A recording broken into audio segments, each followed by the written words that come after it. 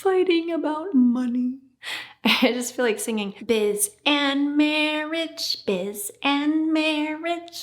goes together like socks and applesauce. I have no idea why I just said that. Let's just jump right into it from there. Hi, boss. How are you today? I wanted to talk today about married entrepreneurs and how to stop fighting about money. Because did you know, you probably did know, that money is one of the leading causes of divorce. But did you also know that the divorce rate amongst entrepreneurs is 5 to 10% higher? Yeah. So not only do we have more money stress because now we've got more fluctuations in our business, things are up and down all the time, but you're also like just have the regular stress of business. Like we know nobody wants to become a statistic, right? So how do we put an end to this, especially when are the money situations so different when one or both of you are entrepreneurs? So I wanted to have Justin do this with me, but he's an entrepreneur as well. So I've been in business for myself for 20 years. He's been in business for himself for about 6 years now, I believe. So that means that we're both really busy. We both have fluctuating incomes, and because of that, it can cause a lot of stress. And we've definitely been in that situation where we fought a lot about money in the past. So what I want to do is walk you through some steps to get past that, because we're in a place now where even though we still have pretty much the same money issues, not issues per se, but the same money challenges that we were facing years ago that we didn't know how to face together or face them appropriately, now we can face them in a different way where it actually brings us closer together instead of further apart. So if you guys are fighting about money, if you're avoiding money because you fight about it, ask me how I know, this is definitely the video for you. Step 1, I want you to make a commitment to get better.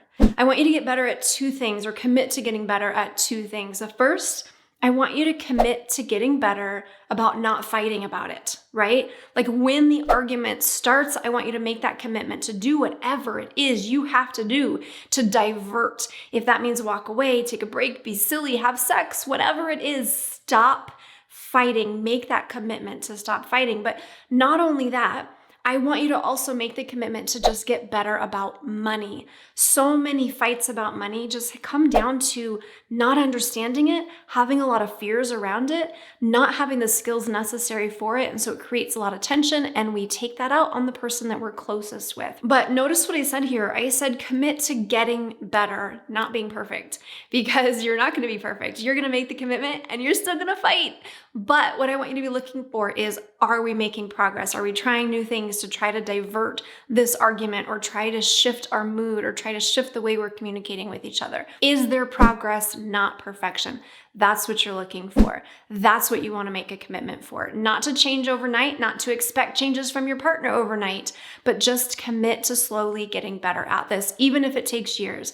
Because guess what? The next few years are going to pass anyway. Would you rather have made progress, or would you rather have beat your head against a wall, having the same issues over and over again because you tried to jump from square 1 to square 20 overnight and then couldn't, right? So the time's going to pass. Just commit to doing your best and making progress so that in 5 years' time, you're not going to recognize how you guys are handling money compared to what you're doing right now.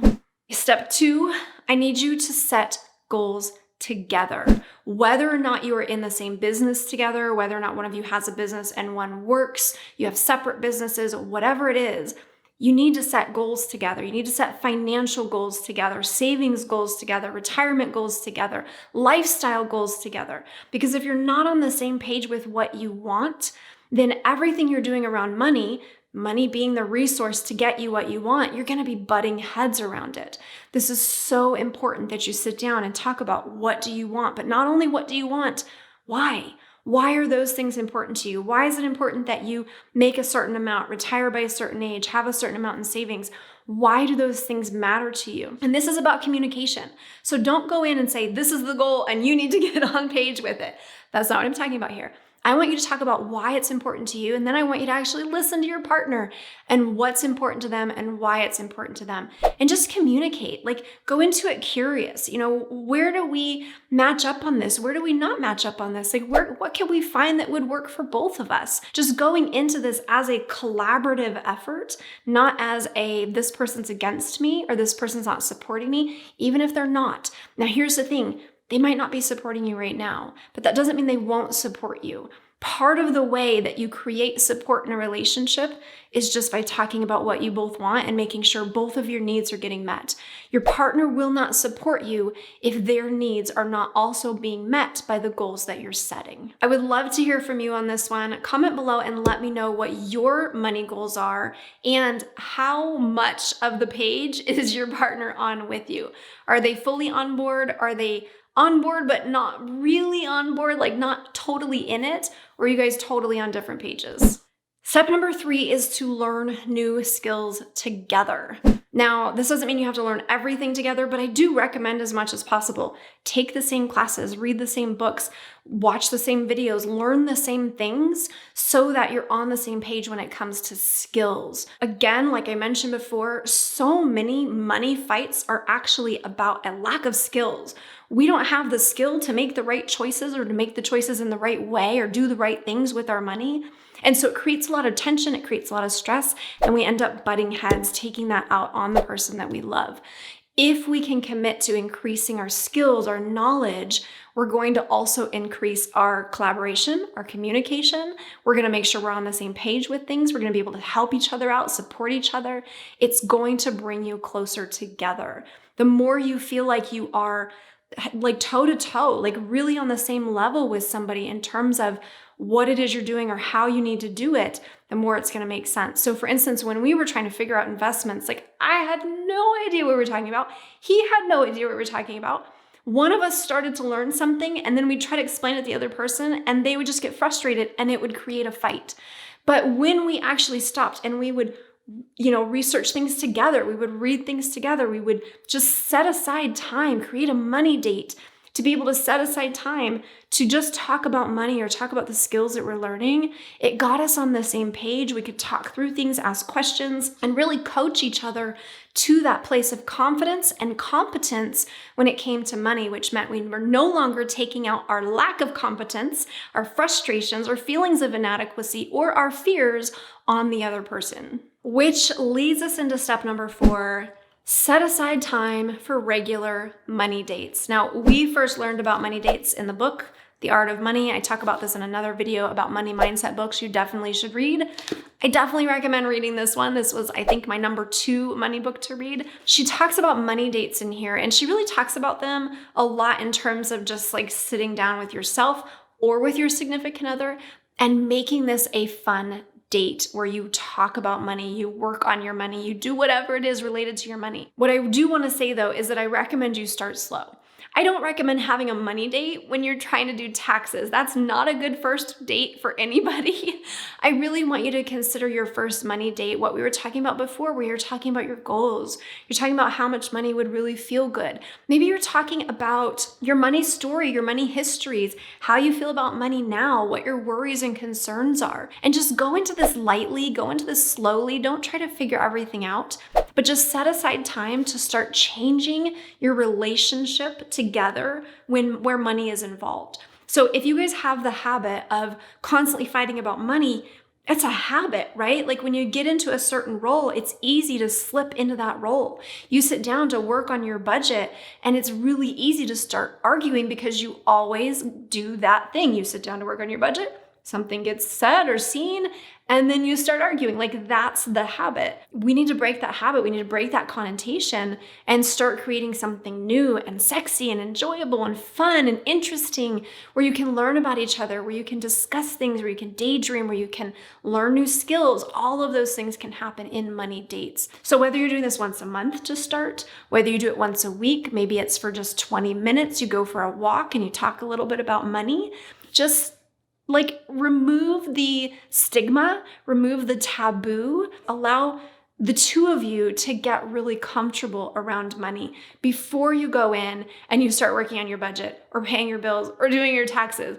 Let me just say, it took us several years before we could sit down and do our taxes without arguing. So if that's you, it's normal, but also hire a CPA because there's just some things that are just not worth it.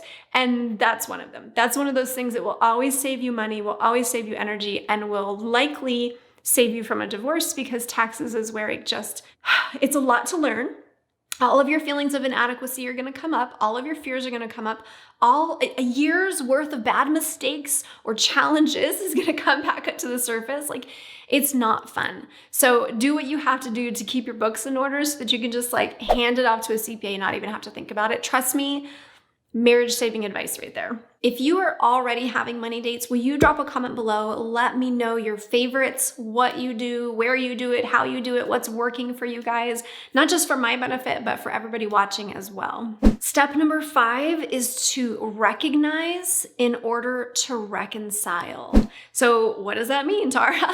Here's what I mean by this. I want you to recognize that money is only a symptom of what's actually wrong, right? A lot of people like to give a lot of power to money. They like to say it changes people or it causes problems, and none of that's true. Money is an inanimate object. It doesn't have the power to do anything except provide a resource that allows you to meet your needs or amplify what's already there. It's a great mirror to reflect what's actually going on. So next time you're fighting about money, I don't care if your partner went over budget, or maybe they're not making enough money, or maybe some mistake was made in the bookkeeping and it's costing you money now. Whatever the problem is, I want you to recognize it's not actually that is the real problem. And I want you to ask yourself, what's really going on? What am I really thinking? What am I really feeling? What am I actually worried about here? And maybe go a little bit deeper than that even, and just ask yourself, like, what's underneath that? If I was really being honest with myself, what am I doing here? Like, what's actually going on, and why am I actually acting out in this way, or angry or upset or afraid, or whatever it is that's going on? It's only when we can actually start to recognize the underlying mechanisms that are driving our reactions, our behaviors, our arguments, that we can start to diffuse them. If you try to diffuse an argument on the surface level of it, it's just like treating the fever instead of the infection. You gotta get beneath the surface. You've gotta recognize what's really going on. You gotta communicate that to your partner so that the two of you can get on that same page, so you can support one another, so you can be honest with one another, and so that you can work through the real issue. Now, remember, sometimes the issue is not about them. We're taking it out on them. We're pointing the blame. Maybe they did something they shouldn't have done. Maybe they did make a mistake. But still, many times, even when that's the case, it's still something going on with us. It could be even completely unrelated to money. But you must recognize what's going on in order for the two of you to reconcile, to come together, to stop arguing about money, to stop fighting about finances, and actually get on the same page, make progress, and be happy. Enjoy the money that you're making, make more of it, work together to create the life that you want. That's not going to happen unless you're honest with yourself about what's actually going on. If you need a little bit more help getting beneath the surface, I have a free mindset training called Bottlenecks to Breakthroughs that will teach you how to do this. It actually teaches my belief breakthrough formula. It teaches the only things you need to be focusing on when you're doing work like this, when you're doing mindset work, or when you're trying to understand what's actually driving behaviors. And it will show you the number one thing, the most important piece of the whole puzzle. And it's not what most people think it is. So if you need a little bit more guidance on this, it's a free training. You can check it out. I'll link it above my head. I'll link it in the description.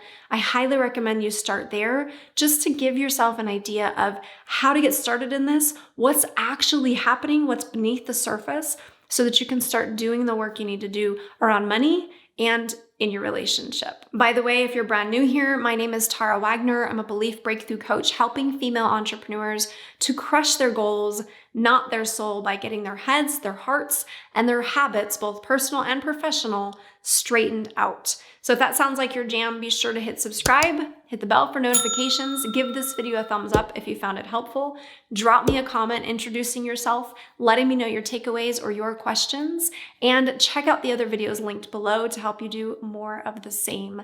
Thank you so much for watching. I'll see you in the next one. And I think that's it.